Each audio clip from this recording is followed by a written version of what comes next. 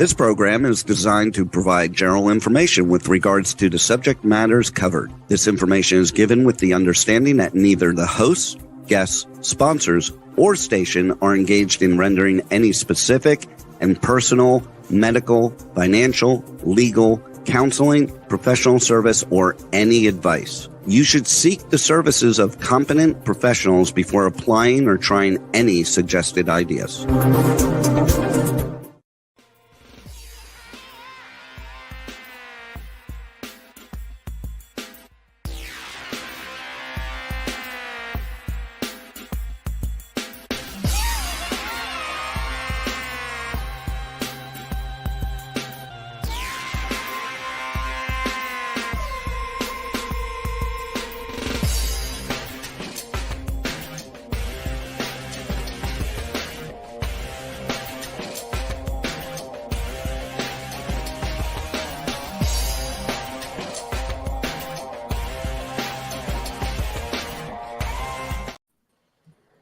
Hey there, it's Brian Sebastian. Movie reviews and more. Obviously streaming worldwide on over 100 outlets now. If it's Tuesday, I've been looking forward to this show for months. Because with all these guys, I have to ask for their schedule months in advance because they're all effing biggie. But the thing about this is I'm looking forward to this. Having Tim on, having Mike Szymanski on, Mike Kasbar, Wade Major. Wade just figured it out. He's coming on now. Vocally Tosh from Miami, Florida just came on. From Nashville / Brentwood, Tennessee, the one and only dapper Howard Wiggins. From Houston, Texas, Chef Rachel Roberts Recipes. From Malibu, Wade Major. And the fun thing about it is, from the OC. What is it? Rockin' Mike Kasbar, and my good friend Mike Szymanski. So here's the thing. All right. So, Tim, you got the longest one. You and Wade got the longest bio. Tell us who you are, and don't leave out anything. And I'll fill in the blanks. Go for it. Oh yeah, sure. I go first because you said my name, so I guess I'll go first. So Tim Coxell here, one of the DigiGods, along with my partner Wade Major up there. We're also film critics on Film Week. Put that cup right there. KPCC 89.3 on your radio dial. A radio. Let me talk about what a radio is. I'm sure. Anyway, so we do that show. And we do a few other things together as well as out in the world. Been film critics for about 35 years here. Filmmakers, this, that, and the other thing is me and Wade. You know, that's what we do. We talk about movies. And we go way back with Mike Szymanski over there too. What's up, Mike? Hey, dudes. Hey. All right. All right, Mikey, segue right into you. Mike Szymanski, tell him who you are. Go for it. I'm a retired film critic and journalist. Still writing books here and there, and just watching movies and still being disappointed, I guess. All right, Wade, go for it, because I'm going to fill in the blanks on everything they left out. Wade Major, he's in Malibu. Go for it, Wade. Film critics don't retire; they just get fed up. That's right. Yeah, everything that Tim said. Digigods.com is the podcast. Cinegods.com is the website. scpr.org. Go there for Film Week KPCC. That's where Tim and I are routinely, and we have all of our own film and TV projects underway in various stages of development as well. So we've been around a long time. We've taken a lot of lumps, but we're still at it. We're fed up, but we can't pull ourselves away. Yeah. And my back hurts. I just want to. I don't know if that's not relevant, but my back hurts. Well, Rachel will tell you something that'll help you back later on. Mike Kasbar, go for it. You're from the OC. Ooh, Mike, we lost your sound for some strange reason.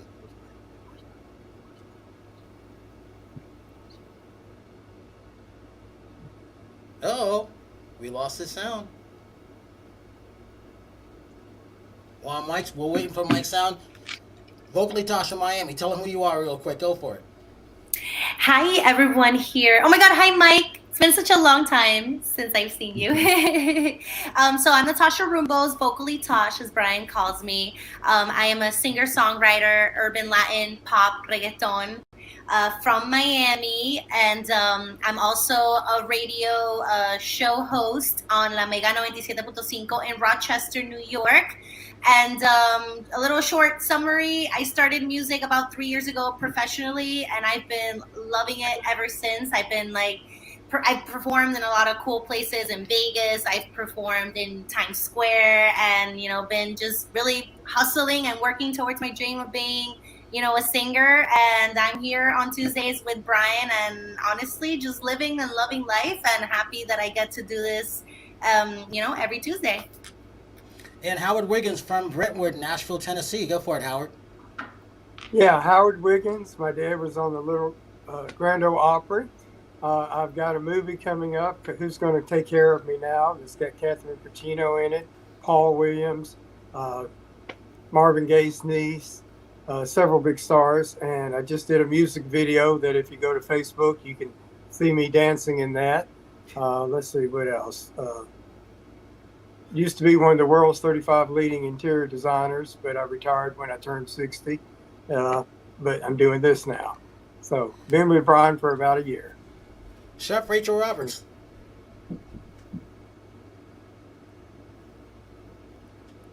Rachel, I know you didn't freeze. Hello, there you go. Guys. So I am Chef Rachel Roberts. Yeah, Rachel Roberts here in Houston, Texas. I have a morning show called Coffee Talk. You can find me at Rachel Roberts Recipes. I also have a TV show that I'm working on, little cooking show. I've got some other podcasts that I do, but I've been working with Brian Sebastian with movie reviews and more for a few years, and I love it. Brian's, got to be one of the nicest people I know. Thank you, Brian. He was just here at my house for a week. This is, he likes to come in the summer. I don't know why, because it's so hot here in Texas, but here he is.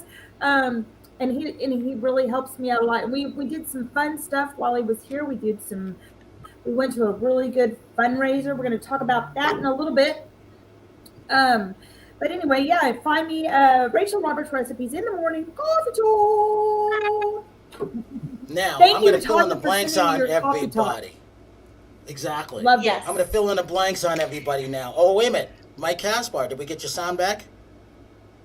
He's working on it. Well, until he does. So, the thing about this show, these are my favorite movie critics. I respect the hell out of them. I like to pay attention to everything that they do. So, LA Time Film Critics, Critics' Choice, all of that, screenwriters, producers, they've done some award-winning documentaries. They are award winners from box office to you name it. It could be NPR, it could be PBS. Tim has done all those stuff. I was happy that he was on the panel for something in Santa Barbara. I didn't make it last year, or this year I should say, but I was so honored that he was there. I just love it when people are doing stuff. That makes me happy. I'm glad that Mike Szymanski, former writer from The Patch, current writer for The Medium, former film journalist teacher for over 30 years. I used to go to his class and do that. And that was one of the things, what we're seeing coming out of UCLA Film School. He also wrote for USA Today. And we were together at what was it? LA.com, was that, Mike? I can't remember now what it was. But that's kind of where we hooked up, besides the Oscars. And Wade, man, I always love what Wade and Tim have done together. Those things make me happy. These are my friends. And again, Rachel, Tosh, Howard, even Terri joining right now. It took me months to get these guys. Remember when I was booking you guys way back in March saying, can we do September, maybe? I said, there's probably going to be a strike. Brian, you are the most, people should know, you are the most organized producer I've ever worked with. You booked us for this show. I think, Tim, it was like October of 2017 or something like that. He says, are you busy? I said, I don't know. I'll put it in my calendar, and there it is. No, but it's true. It's I want to get your perspective, because I've been criticized for not talking about movies. What have we been talking about the last 3 months? Independent films and documentaries and stuff like that. You guys will love this one. And Mike Szymanski knows this. LGBT film critics won't take us, Mike. They accepted me on the Friday, denied Mike, denied Montague, and then on Monday they said, Brian, we like your show. You talk about, but you don't talk about movies enough. It's like a variety show. Not once did they say when we had 15 million views and counting, and now that we have 19. No, we can't have you in because you're not talking about enough movies. Are you effing kidding me? You know, when you tell me something like that, that just drives me nuts, and I automatically, I'm going to bury you, whoever you are. I will. So this is why I want 102 million views. I'm going to get it by the end of February, the latest, if not by the end of this month. I mean, the end of December, the end of the year. And the thing about this, there's a strike going on. We're strike-proof, stock-proof, recession-proof. It does not affect movie reviews more in the Dreamweaver Artist Ranch at all. Doesn't affect Vocally Tosh or Rachel or Howard, not even Terry, not even Mike Szymanski, because Mike is with us. But when it comes to all these things, that's where you guys come and shine, Wade and Tim and Mike Kaspar, because you guys, you know, when I wasn't syndicated, you guys were there. I was looking up to you guys, and I still look up to you guys. You guys are my friends and my idols. So let's talk about movies. Wade, what are you watching these days, and what should people see? Because remember, last time we were I was telling people not to go to the movie theaters, remember? You know, it's funny. You may regret asking me that question. What am I watching these days? I am thrilled, first of all, that the movies that are succeeding at the box office are non-sequels, are non-tentpoles. I'm thrilled at Barbie. I'm thrilled at Oppenheimer. I'm thrilled at the fact that people seem to be getting over the tentpoles. They're tired of it. They're demanding better of the studio. So that makes me happy. But all honesty, because of the strikes, because certain movies are not getting made, others are delayed, and the studios are taking the movies they have finished and they're pushing them off to when they think they can promote them with talent, when the talk shows are back, when guests are back. We have kind of a space right now. There's not much coming out. Things are kind of in a pretty precarious position. So what am I watching? I'm watching a lot of Pluto TV. I'm watching a lot of reruns of I Dream of Jeannie. I'm on DVD and Blu-ray. I'm watching I Love Lucy on Pluto. I'm watching Love Boat reruns on Pluto. I'm reliving the 80s and 90s is what I'm doing.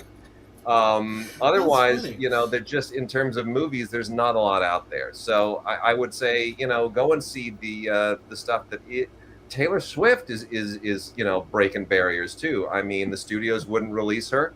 They were going to push her off to 2025. And she said, no, I want to go now. I want to go simultaneous with the tour. Looks like that's going to embarrass the studios. So I'd say, you know, Barbie, Oppenheimer, and be a Swiftie. Tim, your thoughts? And Mike Kasbar, I'm coming to you next. Tim, go ahead. Look, man, to be honest with you, there are a lot of independent films, little bitty films that pop up here and there. Wade and I happen to have been on Film Week. Was it last week, Wade, that we were on Film Week together? That was a couple of weeks ago. Maybe 2 weeks ago. A couple of really lovely little films that we watched. Something called Fremont, little lovely film set up in Fremont, California, about a young woman who's an Afghan immigrant. Neat little movie. You were talking about who was the other one, Wade, that we talked about the black lady in France who was the cook, and that extremely powerful story. Lovely little independent film there. So there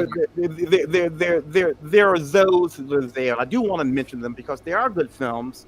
You know, when people made these films, they got them in the can, and they're getting their releases now. They haven't been able to promote them if they are studio films or being released in certain ways. So, you know, for us to talk about them either on the radio show or here or anywhere is sort of important. So I do want to talk about those, the big movies. Look, next week, I'll be on Film Week next week, the week of the 22nd, I guess it would be. The Expendables 4. Yes. Are coming at us next week. Now, movies like that are these sort of big movies. I don't know that you necessarily need Stallone and company out on the red carpet at some big premiere promoting the Expendables 4 in order for it to draw its audience. I think it's going to do whatever it's going to do, no matter what. It's what's going to happen with that movie. And then after that, man, these things start to get kind of complicated because there are still movies right this very second that are on the books. Release dates are solid. And unless something happens that I'm not expecting, something's going to have to happen with these movies in terms of their promotion and whatnot. And if movies start to slide the way they may have to start to slide, this could get ugly. This could get ugly real quick and real fast, baby. I promise you it can. Mike Kasbar, we have your voice there. You there? Oh, we still don't have your voice, Mike. What happened? Hit your volume button. We had him before. Oh, we lost him.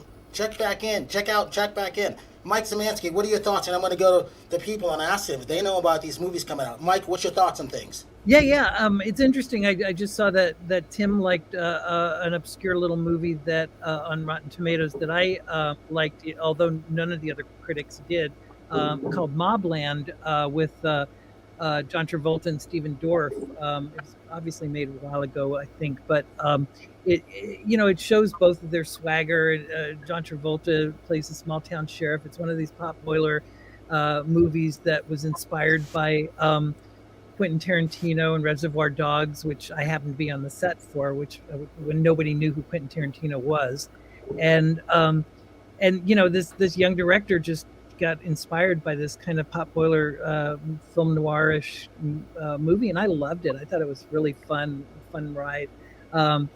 But generally, we see a lot of schlock coming out, and the streamers are putting out.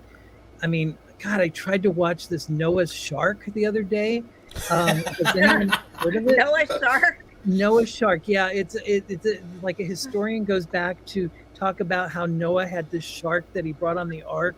I don't know why, and it's just the most ridiculous thing. And I keep trying to go back to it and watch the rest of it, but I just don't want to waste my time. Wait, Mike, wouldn't he have brought two? Wasn't that well, they swim, so they don't need to be on the ark, right? I think it was. I guess. All kinds of problems with that plot. Yeah. Hey, Mike Kasbar, did we get you back yet? He can hear us, but we can't hear him. What happened? That mic is just muted, Mike. I think your And mic he was is muted, talking to Mike. us before. So let me ask you this. Rachel, did you know Expendables was coming out? Did you know that? Mm-hmm. You did? Vocally Tosh, did you know Expendables was coming out? I did not. Howard Wiggins, did you know Expendables was coming out? Terry Marie, did you know Expendables was coming out? I did know that was coming out. Okay, so I say these things because when I'm going cross country, these people have no idea what's coming out. Why? Because they're marketing them on Instagram and TikTok now. Yeah. When I didn't even know, I forgot it was coming out until I went to North Hollywood to see. I went to go see Goldie, Helen Mirren, that film that I liked because the director wouldn't give a link out to us to watch. I saw there was 16 people in there, skewed older. I loved that film, Helen Mirren. You forget that that's her. But and then did you guys go to the cinema on Cinema Day, Wade or Tim? You know what? The Cinema Day, the big. I wanted to go to the movies that day just to get a feel for what was going on out there.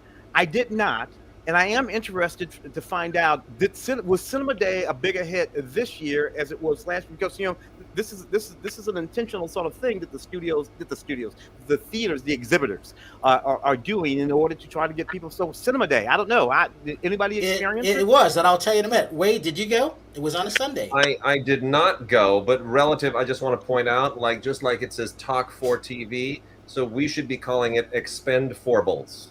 I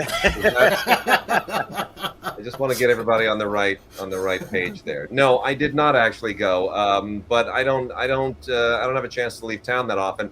I live in a small city on the outskirts of Los Angeles County, so we our only movie theater. He lives in Malibu. Who are you kidding? Our only movie theater closed a few years ago, so That's true. it's a little bit of a wasteland. You got to trek into Santa Monica, or you got to go over the hill to Agoura. So it's not convenient to get to theaters unless I actually have a screening that I've got to get to. Okay, so here's what happened. I did go. I missed last year because I didn't know about it. I went this year and I went to two theaters. I went to Cinemark and Victory in North Hollywood. I'd never been there before. They had an 8 o'clock in the morning showing. which was packed. I was like, wow, everybody wants to go for $4 movie day. I thought that was great. So I saw Beetle. What's that movie? Blue Beetle, which I liked. Blue Beetle. I thought it was good. Blue Beetle yeah. was good. And then I went to North Hollywood because their first screening is at 1, and I saw Goldie, and people were coming out. Now I'm telling you, across country, Georgia, North Carolina, Tennessee, when we went by in Texas, what I could see the movie theater, people were still not coming out, but they did come out from Oppenheimer and Bobby. That's when I saw people starting to come out cross country, if that makes sense. And because of Wade and Tim, Mike Kaspar and Mike Szymanski, these guys are busy, so they don't always get a chance to go to the theaters because we get the links or whatever sent to us. Yeah. So that's what that is. So I just want the audience to know that. But I wanted to go because I didn't know about it. 2, I'm not seeing what's going on unless they're advertising online, and that's why I asked. Everybody from Movie Reviews and More, did they know about it? Because we may or may not know about it in LA, and even in Orange County when Mike Kaspar is, but the audience may not know about it. So unless I'm seeing a movie trailer, I don't know. There's an over-reliance in marketing on social media and internet advertising. They're kind of addicted to that, and they've sort of lost sight of the fact that the most effective advertising is out in the world. It's bus benches and billboards and sides of buses, and that's where people's eyes go when they're on their commute. You're going to catch more people with a billboard put in a commute corridor than you will trying to catch people on Instagram, because people will turn their phones off, but they can't turn their eyes off. The Exorcist is being advertised above my church on a big billboard right above the church. Great. Yeah. That's really good. Yeah. I was going to say, when you scroll through social media, though, I kind of do notice movies and stuff, but the average person's got a really small attention span, so they're going to scroll past it, not even notice it. So. Yeah. But, well, look, I'm no social media maven or anything like that. But to be honest with you, I don't think I've ever paid any attention to any sort of a advertisement for a movie anyway, on any form of social media. While just in my normal feed or whatever, in the various different places, because we have where are we at, Wade? We're over at the LAFCA, Los Angeles Film Critics Association website, the Critics Choice Association, with all of these places, right? Sorry, excuse me. And I got to tell you, I don't pay any attention to any of that stuff. It doesn't register with me at all.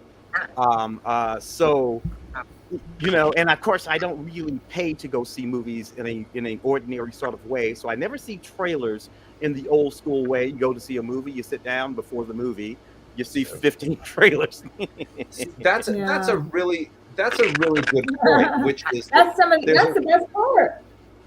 When movies are all successful, when there are a lot of movies in the marketplace and they're all doing well, and a lot of people are going to see them, a lot of people are seeing trailers for upcoming movies, and it creates momentum. It's a snowball effect, right? Sorry, excuse me for a second. When you have a strike, and when you have no movies in theaters like we had coming out of the pandemic, it takes everybody offline. So it's going to take a year, 2 years for everybody to kind of get back to the theater, see the movies that are entering the inventory again, and for that to begin to create its own momentum. Because that pandemic pulled away 2 years worth of momentum, and things were slipping release dates, and it's gonna take a minute before all of that kind of gets back into its systemic process. Mike K, we can hear you. All right, Mike K. Hi. Mike Kaspar. There we Tell go. us who you are, because Mike really pushes independent film and every single documentary out there, which is why I like him. Talk about what you've seen, and when's the last time you went to the movie theater, Mike? I have not been to a movie theater in a couple of years because I end up doing so many interviews here in the studio that I get so many screeners that I just haven't been. I've been wanting to get out, and there's no reason other than I just have been too busy. And but this is something that I think not only is it a good idea for us to be going to theaters, just because we love movies, but it's the interaction, the socialization that we're really losing out on. I think it has a subtle but a distinct impact on the fact that we aren't gathering together in places that we were so used to doing before. And I think it'll catch on. I think we're going to eventually find that memory muscle, if you will, muscle memory, and get back into going out and being in a movie theater. And the experience of being in a theater, watching a film, walking out, hearing people talk about it, maybe engaging with somebody in the lobby about the film you've just seen, is one of the most powerful reinforcing mechanisms that we have for people who go to movies. Absolutely. Vocally Tosh, you went to a movie not too long ago. Talk about that experience. Oh, yes. So actually, I went to go see Blue Beetle in the movie theater, which I thought it was fantastic. And I tried, before that, I forgot. Oh, Meg 2. Okay, so I tried doing the whole 4D, like the experience of the shaking and everything. And I was looking forward to it, and I ended up buying the wrong ticket, so I just saw it regularly, and I was waiting the whole time through the movie. I'm like, okay, when is this gonna shake? When am I gonna feel like I'm there? But apparently I still haven't experienced the 4D, but I think that's pretty cool. It's like going into like a like if it's like a water movie, like a water ride, and you feel like water on you and stuff like that. So I think that's really cool that movies are now doing that. But I did see a movie this past weekend that I really, really enjoyed with Adam Sandler and like basically his whole family. The You're Not So Invited to My Bar Mitzvah, and it was hilarious.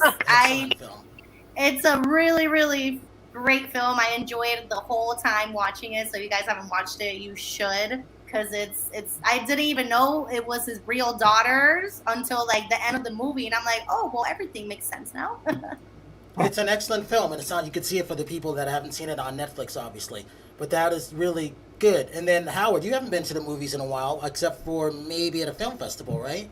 Yeah, well, I went to see Elvis when it came out, and I'm going to be on the Elvis documentary. So, yes.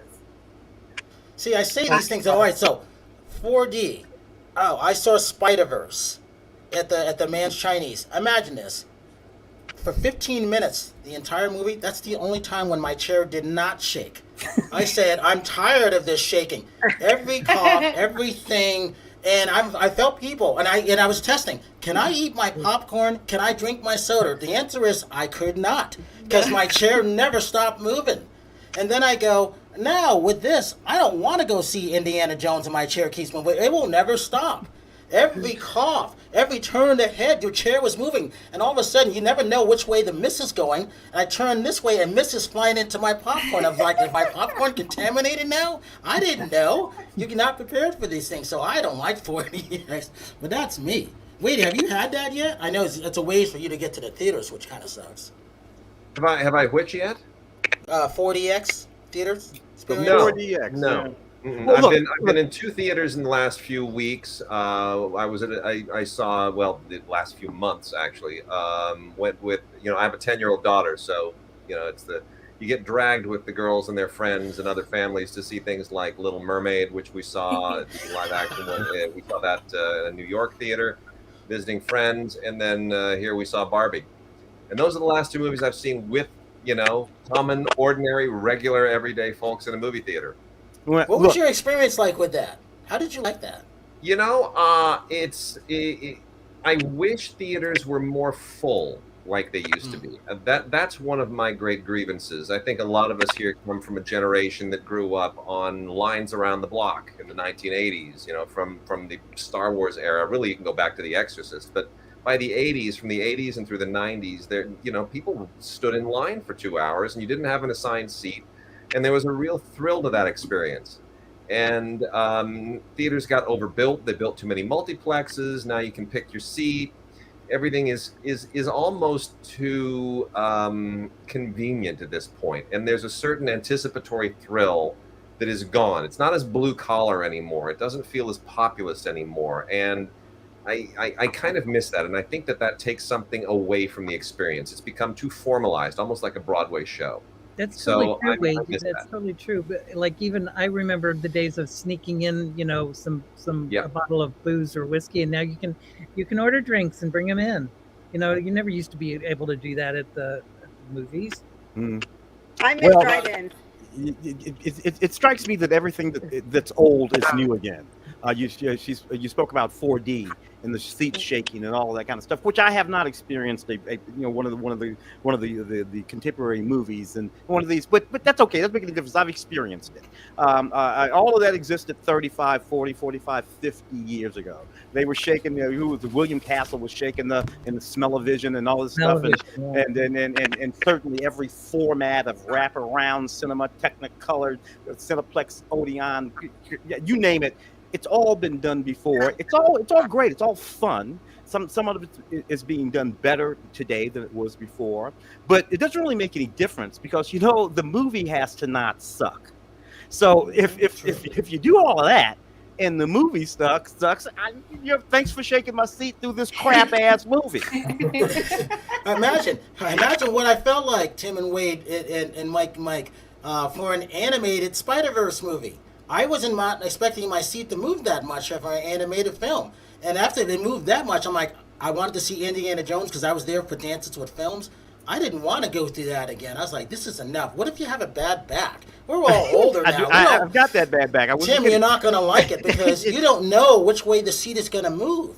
And we need to know which way our bodies are going to move now. So here's one. The thing about a movie like that Spider-Verse movie is it didn't need any of that. The Spider-Verse movie is a good movie. Tell me about it. So why was my sheet shaking so much? You don't need any of that. Sometimes, I don't know. My seat shook. Tasha's didn't shake. Honestly, she went to the wrong one. Honestly, I think Spider-Verse, you don't even, that's like you take like a little acid trip to watch that movie because that was insane when I watched it. I was like, oh my god, so many colors, so many movements, so many it was a great movie, but that movie was meant to be seen with other stuff. Mike Kaspar. Yeah. Everybody see this movie? Mike Szymanski, Wade, and Tim. I love this movie. Only in the theaters. Yeah. All right, so Limley Theaters, one of my favorite theaters, almost went out. Tim, you probably ran into Greg in Santa Barbara when it was there. I love this film. I love going and paying homage to the oldest family-run theater because of that. I always go to North Hollywood, and it's one of those things with that. I know you were in a lot of different places. The Limley's Theater chain, and Wade will know this better, this history more deeply than I do, being from here. Carl Laemmle, if you go back far enough, there's a fellow named Carl Laemmle. Carl Laemmle is one of the founders of Universal Theaters. And those big monster movies that we all grew to love, the Draculas and the Frankensteins, all that kind of stuff. Carl Laemmle, I guess he was he the founding Laemmle, Wade, Mike, Szymanski? Is he the main guy? Yeah, he had the chicken coops on the property just in case this movie business didn't work out. And because they were filming silence, they had audiences watching, and they didn't have any problem with the sound and the reactions, but he charged 15 cents for you to come and watch the movies being filmed. Yeah. And the audience, if you don't know about it, it's Universal Studios, Universal City, comes from Carl Laemmle putting this all together, in case you didn't know. And Mike Kaspar, you talked to him, being on the documentary side about that. Talk about talking to Greg and the director.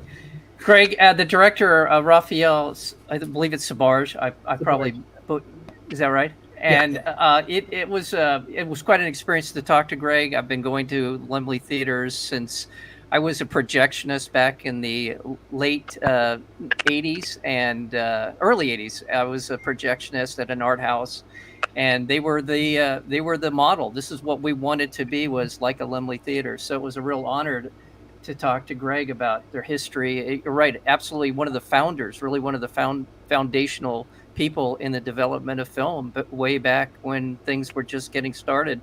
So, and this tradition of introducing foreign filmmakers to Los Angeles audiences, just interesting artist-driven film. They are so much a part of that, the fabric of why we watch these films here in Los Angeles and really all over the country. They've expanded to some degree up to Seattle and other places, but amazing family, amazing. And Greg was great. Absolutely. And Raphael, who I've known for a long time, I talked to over the weekend, actually. He is in the upcoming Exorcist Believer movie. So he's an actor as well. But he's learned how to be a documentarian, and I've worked with him in the past on some of his documentaries. pretty cool stuff. Hey, so I'm going to ask you guys some of your favorite films off the top of your head, so be prepared. So until then, all right, so did everybody see this one? Immediate Family. Mike Kaspar, I know you did. Mike Szymanski, I'm sure you did. So, because Denny's coming up on next week's show, and he's been booked for 4 months. And this was on the best musicians who ever played in studios and actually toured with Phil Collins, the Eagles, well, you name it. But all of them, I'm glad we started promoting this movie in 2020. It was sold about a month and a half ago to Magnolia finally. Oh. I was very, very happy for Danny and everything like that. And again, we wanted to wait until whoever was going to buy it. And that sold out at Dances with the Films for that is where it was actually bought, that one setting. And I was really, really happy for Danny and everybody else. But Wade, I agree with you. I do miss having those full theaters. I don't want to sit next to people as strangers anymore. I'm really strange now. I think it's because I'm older. I mean, I hate it when we had assigned seats at the ArcLight. I love knowing where everybody's sitting now because I immediately sit the opposite direction. But that's me now because I never came down with COVID. As everybody knows, I don't go out without my air around my neck. So I don't get sick in any of this stuff. But still, I'm careful about these things, and I understand because I've talked to the average person on why they don't go see. And Wade, I felt bad for you. You had to go see Little Mermaid. And why did they release Little Mermaid on Memorial Day weekend? What, they didn't have another film? That absolutely made no sense to me. What's wrong with these people, Tim? I'll let Wade take that one. I think there's a and this has been happening for a number of decades, but it's kind of reached critical mass because of the pandemic. There's a gap in the knowledge in the marketing knowledge that was passed on from previous generations. There used to be these really crusty old marketing people who knew how to sell movies and knew how to really build momentum and word of mouth and ballyhoo and all of that stuff.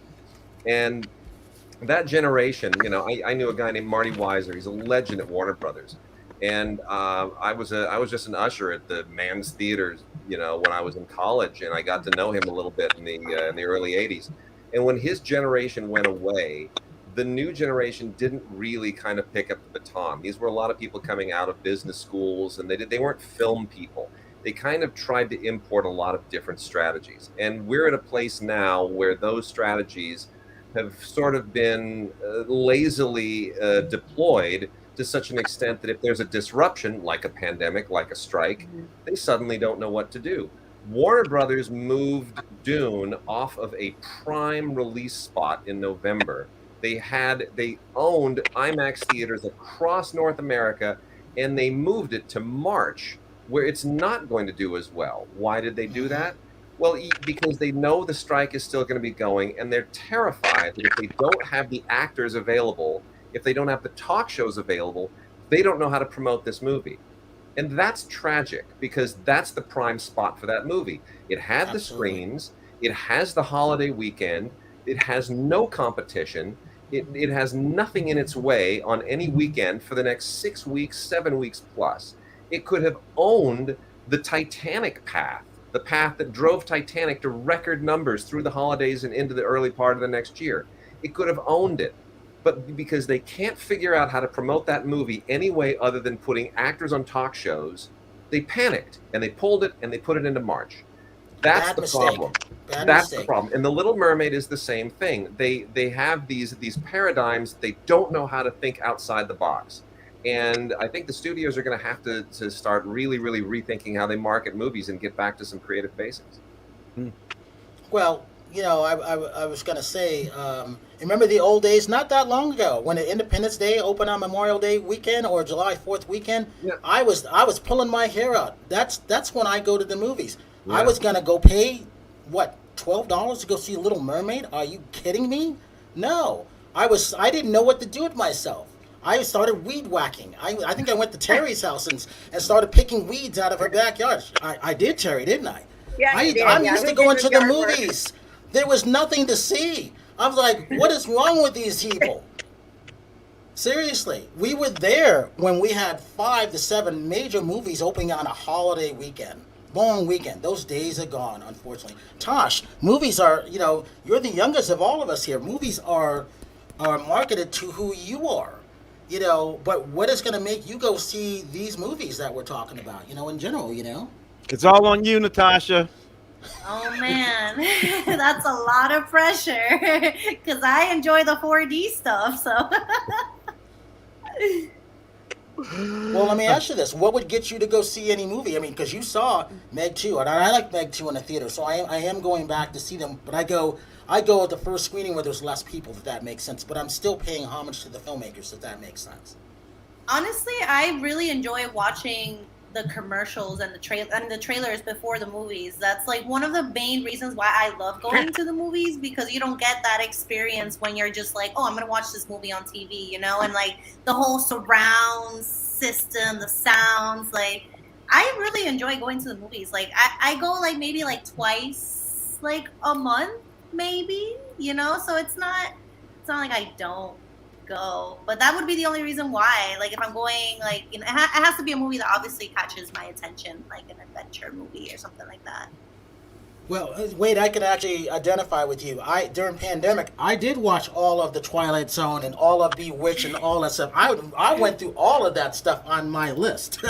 And I've always said, if people don't believe that I've been keeping track of every movie that I've seen since 1991, my list is right here. I write it down by hand still, because there's always those naysayers that don't believe us. And Mike Szymanski, I'm going to start off with you first. Pick 10 movies that you like off the top of your head that you like, that people need to go see. Like forever? Like forever? In general. There's videos now. You can go see something at an old theater in Silver Lake now, which is actually nice. I went to go see a movie there. I went all the way over there to see how they built it. You can actually still go rent Blu-ray at videos in Silver Lake. I actually liked it. Yeah. Well, yeah. I'm very sad that there's a generation that has not seen the original Star Wars on the big screen. That is something I would definitely say to see on the critic. See that? That's my handwritten movie list, if you can see it. Oh my God, it looks... I've been keeping track since 1991. Wow. I don't know if you can see this stuff. It looks like a paved road, Brian. The roadmap. It is. No, but it you know, it is. I'm sorry, Mike. Go ahead. Continue. Oh, well, yeah. And then, you know, I'm really sad that I my nephews, for example, haven't seen things like Casablanca or Sunset Boulevard or Psycho. I think we were talking about that recently. They've never seen The Wizard of Oz on a big screen, which is totally a different experience. Seeing Gone with the Wind on a big screen and seeing that pull-out shot of the war wounded, and a 15-minute intermission. Yeah. Oh, I forgot about those. For that reason, I also love, for more recent movies, I love all the Quentin Tarantino films. And they just did a Kill Bill 1 and 2 at the Hollywood Forever Cemetery, and in the middle of the two of them, they had sword fights. I mean, there's just, you know, I think everything Tarantino does is pretty great.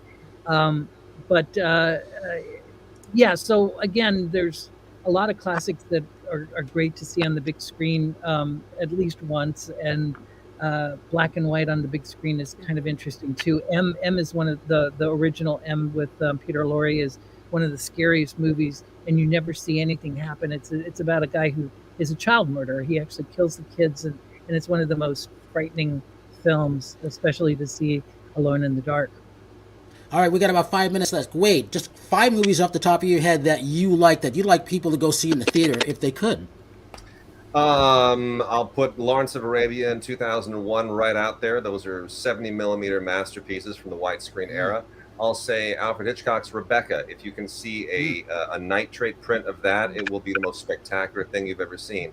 Kwai-Dan, Masaka Kobayashi's legendary ghost anthology from the Japanese New Wave. Stunning film to see if you can catch it projected.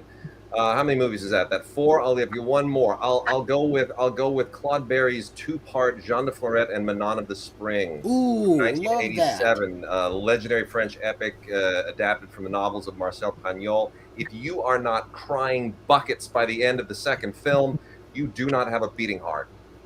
Mike Kasbar, go for it.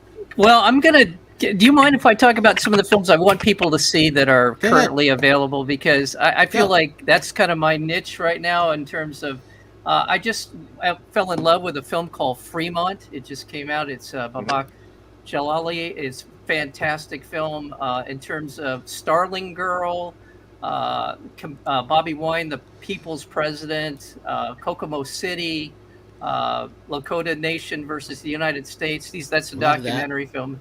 Yeah. And there's a film that hasn't come out yet that I hope people will be looking for. ISS. It's Gabriella Copperwaith's film about the International Space Station, and with the Russian and American astronauts just as a world war is breaking out. It is a fantastic film. Highly recommend it. The Angry Black Girl and Her Monster, another wonderful film from this year. I just hope people find The Artifice Girl, one of my favorite film of the year so far. Joyland's one, and I would also put in that category Smoking Causes Coughing. I love these films, and I don't think anybody saw them, but there's a lot. Linoleum's another one that came out with Jim Gaffigan, was terrific. So a lot of wonderful little movies out there. I urge you to check out because they're gold, all of them. Really, truly great stuff this year. Brian, can I throw two others in there really quick? Go ahead, Wade. Go ahead. Yes, there's the film that Tim mentioned earlier is Our Father the Devil by Cameroonian filmmaker Elie Fumbi. Her first film, it's one of the best film debuts you will ever see. Amazing French language film with a cast of West African immigrants who are in a small French village. Amazing movie. Also, I'd say on the 29th of this month, Chen Kaiga's Palme d'Or winning Farewell My Concubine finally gets released by Film Movement in its original director's cut, never before seen in that length here. I saw it at the Cannes Film Festival that year when it tied with The Piano. This will be one of the most amazing experiences you'll ever have in a theater. You've got to go see it. Tim, good. Oh, look, I got to go with my homie and face fake Spike Lee. Because since I'm wearing his face, do the right thing. I gotta holler at some Malcolm X. Gotta holler at some She's Gotta Have It. I gotta holler at my homie Hal Ashby. I've been thinking about Hal a lot lately. Yeah, Phil and Maud being there. I ran into being there the other night. It just about killed me. It was so funny, being there and coming home. That range there, and Wade mentioned Kubrick, 2001, and more Kubrick, Barry Lyndon, just so beautifully lit. If you want to see a beautiful film, so there are a lot of ways to experience these films that we're talking about. Some of them you can just turn on and turn the sound down. If you've seen them before, turn them on and turn the sound down. And just look at the movie every now and again. Barry Lyndon is one of those movies. just look at the screen. Believe me, you'll have an experience just doing that. Some stuff like that I think is beautiful. Thank all of you who mentioned those indies, Wade and Mike, those indies you mentioned, Fremont and all of that. Wonderful little movies. And I think that basically we're going to have to start thinking about these little movies, guys. These little movies are going to be what it is, and We've been promoting them the last couple of weeks. Baldy from the Blind, Meet Me About Grief. We had them on. Well, I'm waiting for him. Who's this? Baldy for the Blind. They were on a couple weeks ago, so we've been helping promote them. She's had her London premiere. Dances with Films. Who's this? Hot Angry Mom. Nope. Studio One. People remember Studio One? Mike. That's the last time I saw Mike Szymanski promoting that. We had him on. So again, we've been doing what we did since we supposedly don't talk about movies, according to some critics organizations. They can, whatever. Terri, I'm sorry. Go ahead, Mike. Go ahead. I can't help myself because I'm one of the tiniest little budgeted films you'll see all year. Basically, film students put something out called Therapy Dogs, an absolute, like a kinetic, amazing film. And The Integrity of Joseph Chambers is another one that I want to talk about because I think that, he's a great actor. This Clayne Crawford, and there's just, you're right. Little films are the ones that are going to allow people to fall in love with movies, and they're the ones that's going to be the people who go back over and over and explore the world of cinema in ways that we all want to see them do. Mike Kaspar, give you social media links for everybody to turn out to follow you. For me, it's filmschoolradio.com. This year we're going to do about 200, maybe 220 interviews. Most years we do about 230, 250 interviews. So we're busy. That's why I don't get to theaters very often. We do a lot. So check us out. Wade Major, social media links. Go for it. Digigods.com, social media links, websites, podcasts, digigods.com, cinegods.com, scpr.org. Look for Film Week on whatever podcast platform you. Tim? Everything that Wade said, only with the word Tim in front of it. Mike Szymanski. Yeah, I have my books on Amazon under my last name, and if you can spell it, and on Medium. I have all of my stuff on Medium, and dreamweaversarts.org. Absolutely. Howard Wiggins, tell him who you are really quickly and your social media links, because he's a great dancer. Oh, we lost your sound, Howard. Oh, we lost your sound. Terry, go for it until Howard gets his sound back. I've been wanting to say something, though. I watched a really interesting documentary on Netflix that I kind of recommend if you like a kind of obscure stuff. It's called Dark Tourist. I watched the whole thing. It was about going to tourism and basically drug lord places where they've had nuclear disasters. I mean, where they have in Mexico where they have Day of the Dead. I don't know. It was fascinating. I watched the whole thing in one night. I saw that. It was good. Yeah. Social media links, Terry. Go for it. Nonstop Terri Marie on all platforms and TerriMarieOfficial.com. Tosh, go ahead. And if we don't have Howard, I'll give the social media links for him.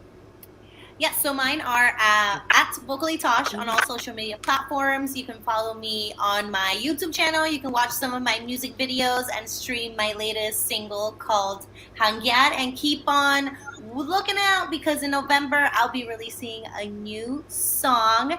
And you can follow on my website as well, NathashaRumbosmusic.com. Howard, do we got you?